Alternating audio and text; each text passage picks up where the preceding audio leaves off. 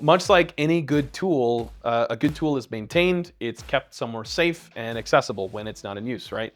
And we know where it is so that we can use it when we need to use it. It's the same thing with a process. A process is a tool that we can deploy.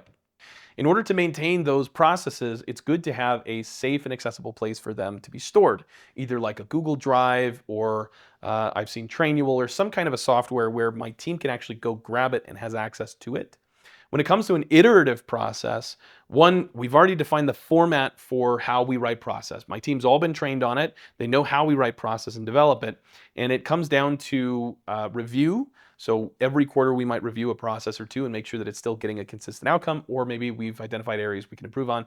We're going to revise it, make additions or changes to that to make it more powerful or impactful, increase the outcome.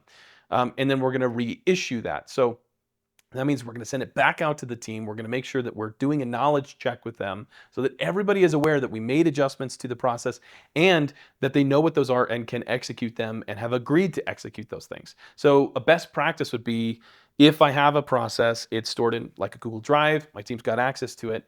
And if we're making changes, like I love Google because it'll keep a history of all of the different changes and adjustments that we make. Same thing with Trainual, they'll do that and record that, and you can actually set up some things like manager permissions and stuff like that. But what's really important is that the entire team knows that we're going to continually update and manage these processes just like any other good tool.